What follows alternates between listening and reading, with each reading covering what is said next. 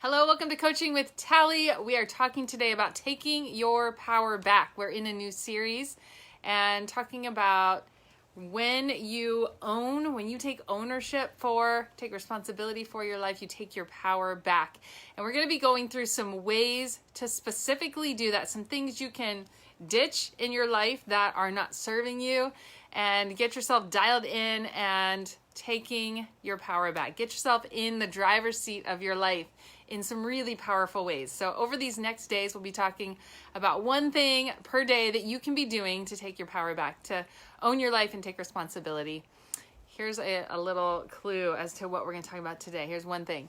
So my name is Tally. I'm a life and personal development coach, and I work with leaders to create lives of overflowing impact in the world that are centered in joy.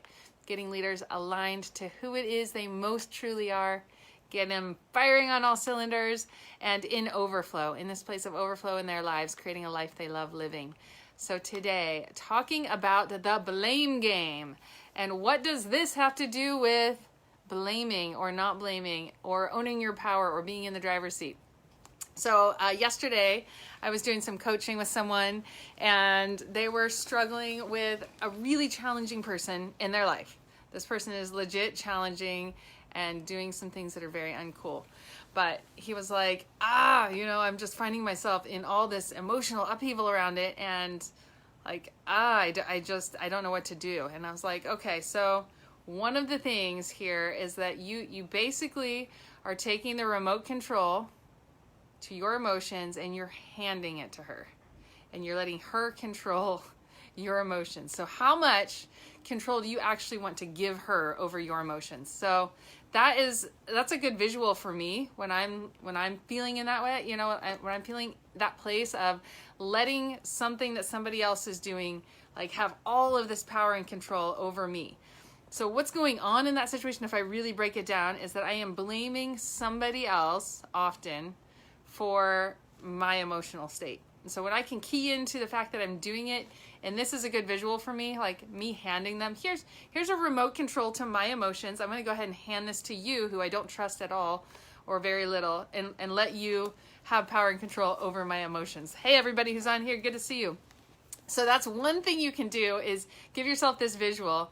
And when we have the conversation around blaming others, it's really one of those ways that you can give up your power, and it causes you to feel very powerless. It causes you to feel bitter. It can cause you to feel resentful. When you are blaming somebody else for your state, that's the effect that it has. So one of the best things you can do to take your power back is to stop blaming others. So talked about the remote control. When you're taking responsibility for your life, when you're not taking responsibility for your life, you're likely blaming other people for it. So if you just think about what's going on in your life, and where are the places that you feel really stuck, where are the places that the experience for you feels like being in the passenger seat of your own life rather than in the driver's seat. And that is a place to start identifying what is going on here that I maybe am blaming somebody else for what's going on in my life. And legitimately, you might have been the victim of some things that really have impacted your life. And absolutely, there's no taking away from the things that need to be grieved in that, or that there are challenges that you have. Here's the thing that I've learned, because victim card is something that I grew up using.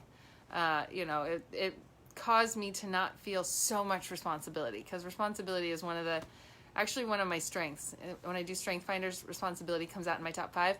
But the problem with that is that I can tend to take too much responsibility in that, not just for myself, but for other people's well-being too. And then I feel overwhelmed with the responsibility.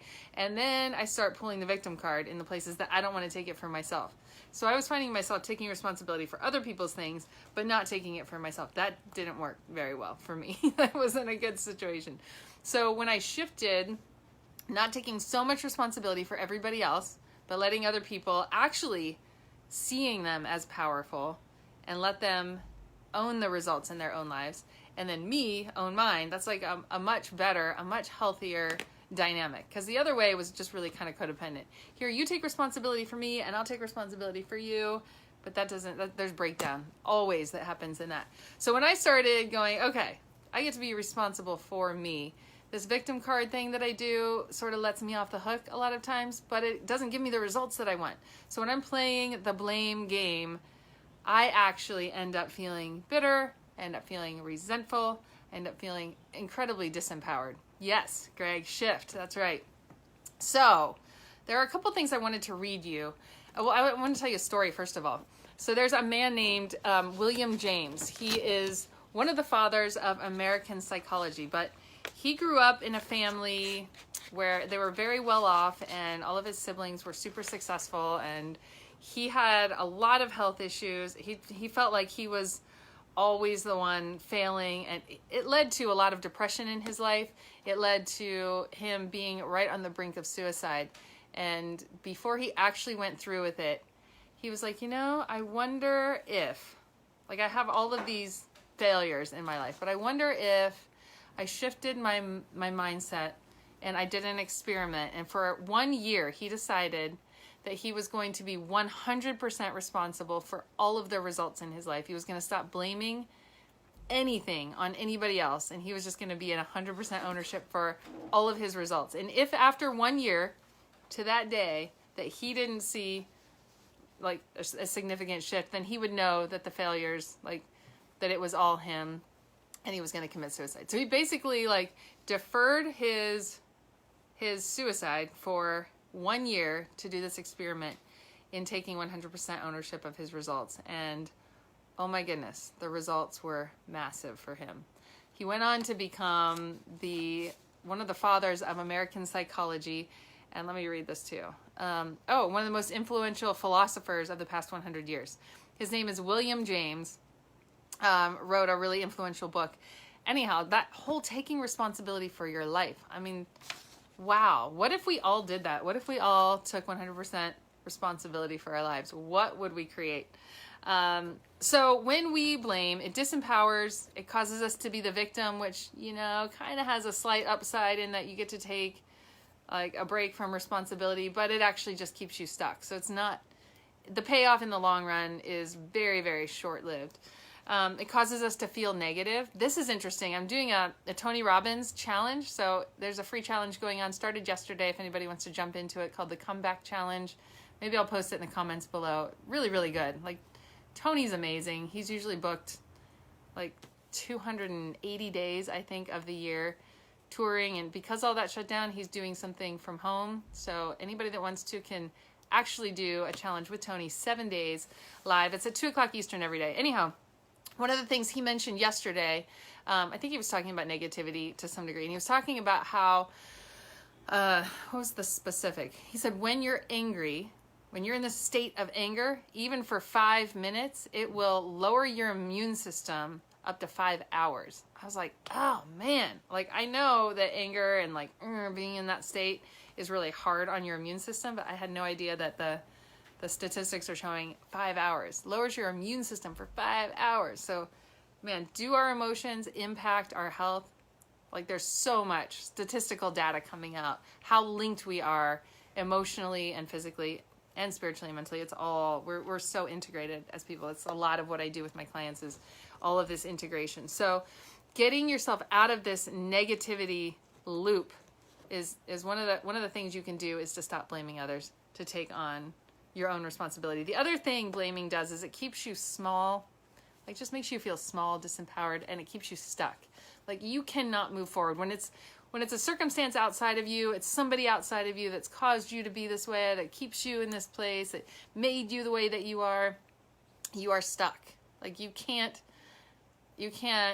move forward nearly as easily as when you're like, okay, I maybe didn't do all this stuff. I've got some crap that I get to work through or to deal with or some mindsets I get to reshape, but it's my responsibility. It's not my fault, but it is my responsibility. So when we can get into that place and whatever has gone down in our past, like stop blaming and just be like, here are my results. Here's what I'm going to do today. So blessings to you to shift out of this place of blame and into a place of empowerment. So come up with one place where you see yourself blaming somebody else and just decide, I am responsible for my results, and see what starts shifting for you.